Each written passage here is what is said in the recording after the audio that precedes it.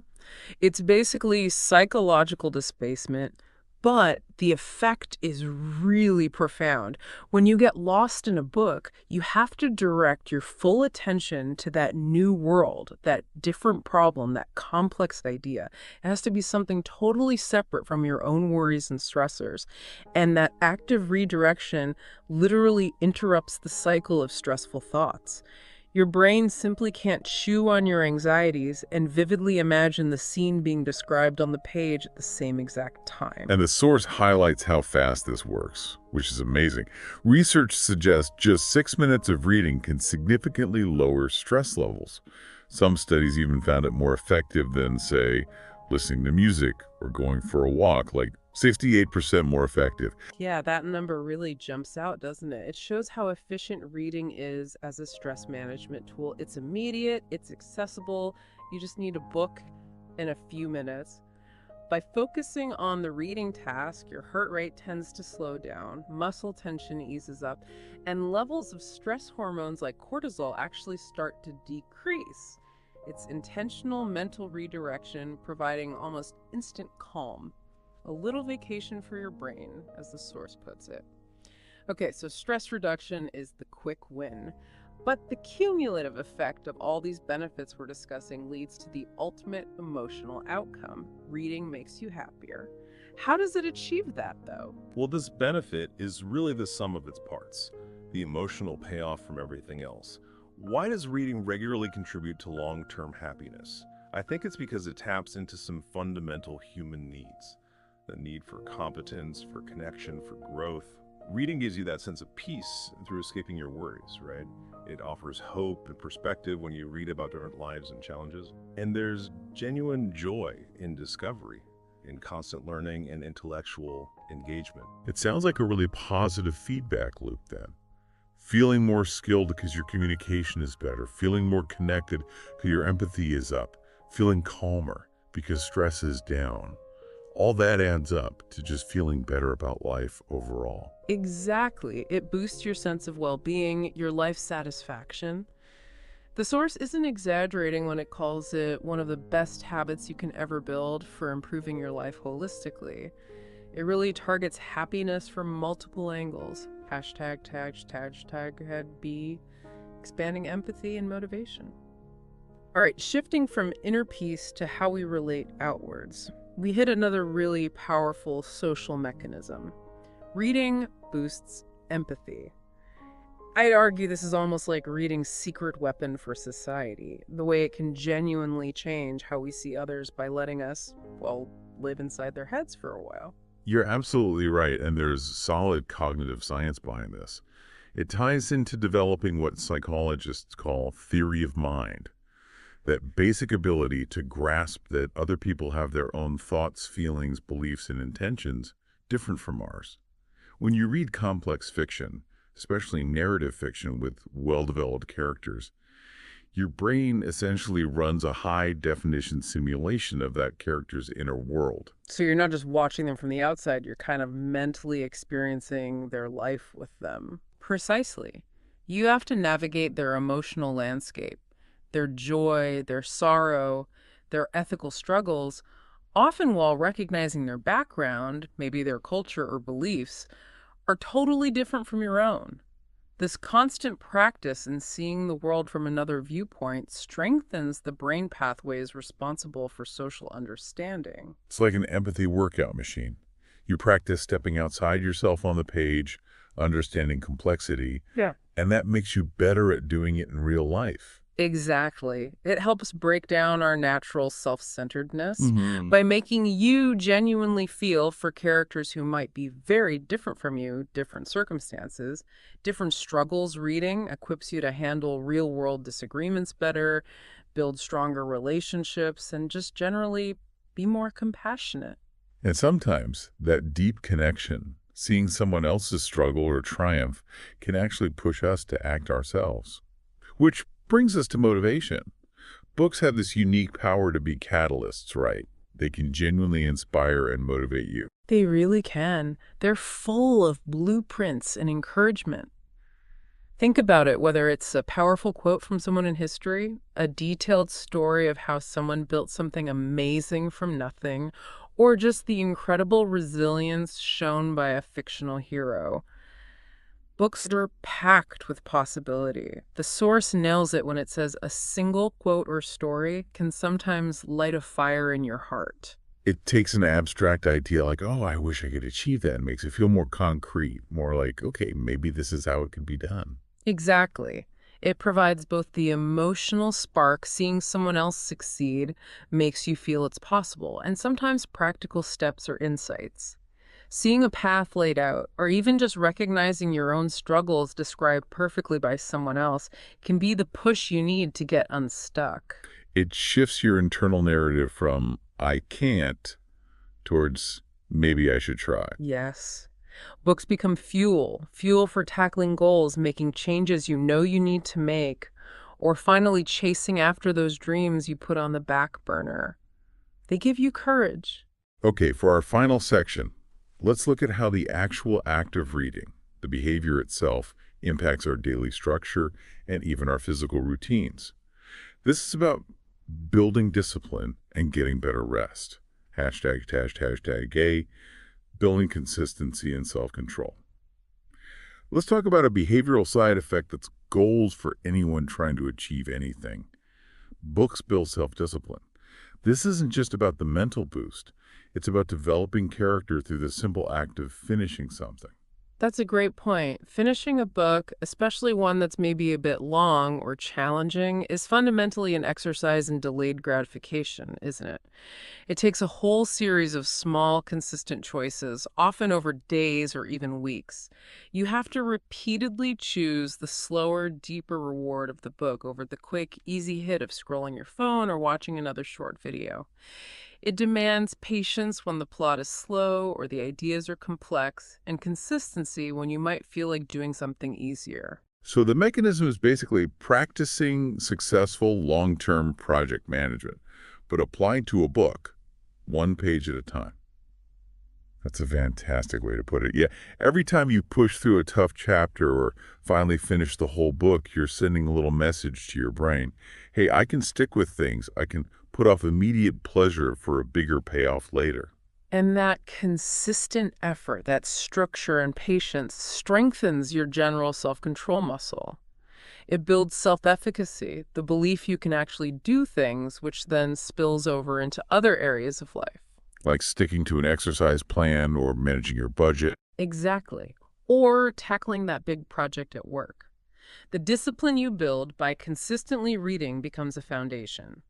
If you can cultivate the patience to finish a 500-page novel, you're fundamentally better equipped to manage other complex, long-term tasks. Tactic way, improving physical rest. And finally, let's hit a really practical benefit that ties directly into our physical health. Reading improves your sleep. Why is winding down with a book so effective for getting better rest? Okay, the absolute key distinction here, which the source rightly emphasizes, is that it needs to be a physical book, not your phone, not a tablet, not even one of those backlit e-readers. We have to understand the biology of light. That blue light blasting out from our screens, it basically screams, daytime wake up to your brain.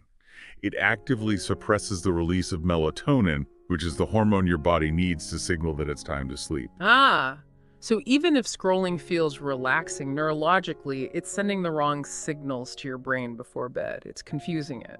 Precisely. The physical book, though, that's different. Combine that with the mental escape we talk about, the cognitive displacement, and it becomes a powerful cue for relaxation. Think about it. Lower light, focusing your attention on a static, non-digital object. The calming ritual of turning pages. It all tells your brain, okay, the day's winding down, time to shift gears into rest mode. So it serves as a clear transition point. It doesn't just distract you from worries, it actively helps your brain prepare for sleep. Yes, it helps initiate the body's natural sleep cycle.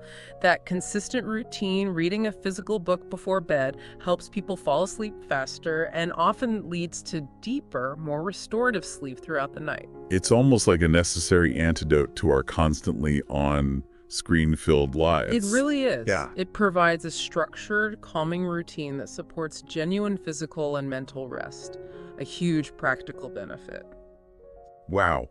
What an incredible list of benefits when you actually break it down like that. We've gone way past just reading is good for you.